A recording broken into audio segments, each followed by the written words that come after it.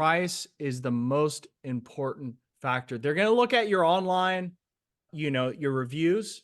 That's very important. But people are very price sensitive. You have no chance to find out who they are. You have no chance to build value. So price matters so much there based on the data I see, because there are a few online booking platforms that allow me to track, a return on ad spend. And here's what I've found. If you're not competitively priced, because when you think about it, it makes sense, right? The only other thing they have to go by is your online reputation, right? So if everyone else's online reputation sucks and yours is good, sure, maybe you can charge 10, 20% more and still do well. But I've had clients that have poured a lot of money into ads, and what we found is, yeah, they were just not priced competitively. Their online reputation wasn't really that high above it. It was around average, because what else do they have to go by? If it's a referral, that's different, right? But if it's the first time on your site, they don't know who you are, right? All they have is obviously your online reputation and, the vehicle you have. You can have the nicest website in the world. It does many times come down to price, unfortunately. Again, new clients only. So to your point, I think that if you're able to get them on the phone, or if you're able to respond quickly to the lead, price becomes less important. But if you're just going to rely on your website, you have to be price competitive. Now, how do you do that? There are a lot of value statements that you can make. We are early morning experts to take you to and from the airport. Why do people choose us? Because others have let them down. Without mentioning any names, some of those app companies that, they've taken reservations and not shown up. We're guaranteed to be there. So along with your advertising, a first time, and I would even say to you that I would offer a first time client incentive. Yes. Okay. Yes. For booking Because online. for booking online, if you Yeah. book online and if you try me, you're going to get something. Okay. Yeah. But it's in this digital age, it's extremely difficult to create value, right, just from the website. So you've got to have an Yeah. incentive for them. But Yeah. again, Oh, yeah. And on that same note, on your website, make sure, like Doug at Executive, if I go to Doug's website right now, would I see, I'm guessing he's using an online booking form. I hope I would see right next to that form, all of his, like, screenshot that Google reviews, 1,500, whatever, 5-star Google reviews. And then what I would do is, if he has good Yelp reviews, screenshot that, the number of stars. People know what their Yelp is red, right? They know what it looks like. And then what I would have him do is, depending on the page they're landing on, if it's an airport transfer page, you want to find the very best review he has.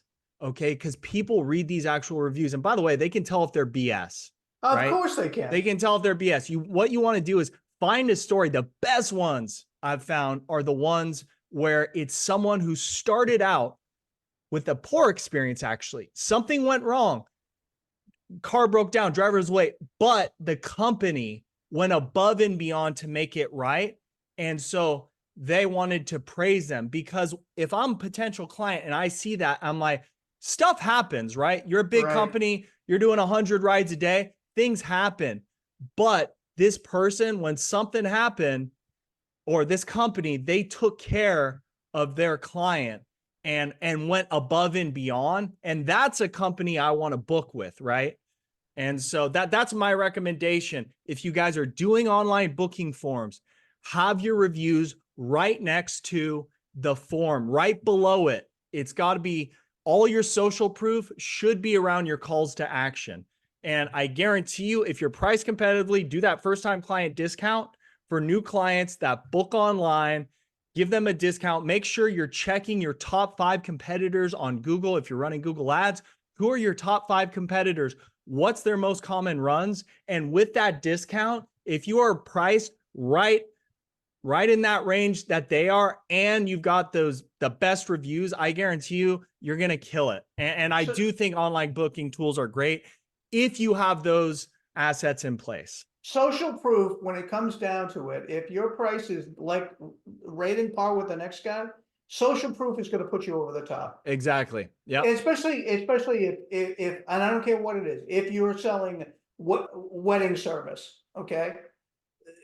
They're gonna wanna see social proof that you took care of another bride. They're gonna wanna see 4 or 5 reviews. If you're selling airport service, we always depend on these people because we fly out of town at 6 o'clock in the morning and they never let us down. Social proof is gonna put you over the top, assuming you're priced competitively. Okay. Yeah. So the 10th strategy is to maintain accurate monthly financial statements in an accurate cost of goods format. So what do we mean by that? To increase the value of your business? I can tell you that every company I've looked at that's been in trouble, and they've said to me, geez, our revenue is high, but for some reason I'm having cash flow problems. Universally, it's because they're not managing their business by financial statements. So yes.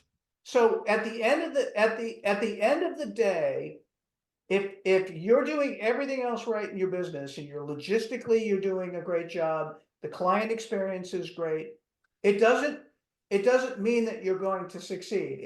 80% of businesses don't 80% of business failures has nothing to do with the service delivery that they have.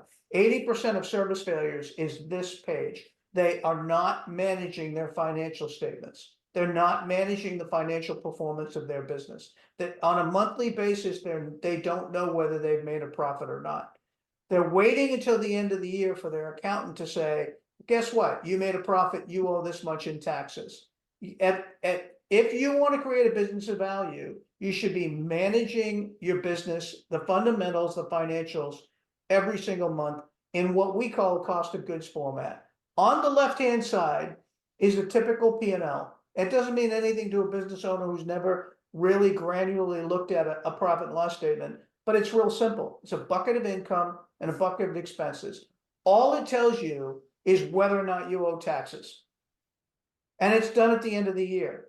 On the right-hand side is a P&L for our industry that really shows you the financial metrics that you need to look at every month. This is a $3.5 million business. This is an example. $2 million was spent on the cost of goods. Their gross margin was where we've said it needs to be, 42%. Their total expenses were a little higher, but this particular company had 3 owners. Their overhead expense included paying W-2 to 3 owners, and they produced a net profit of 7.8%.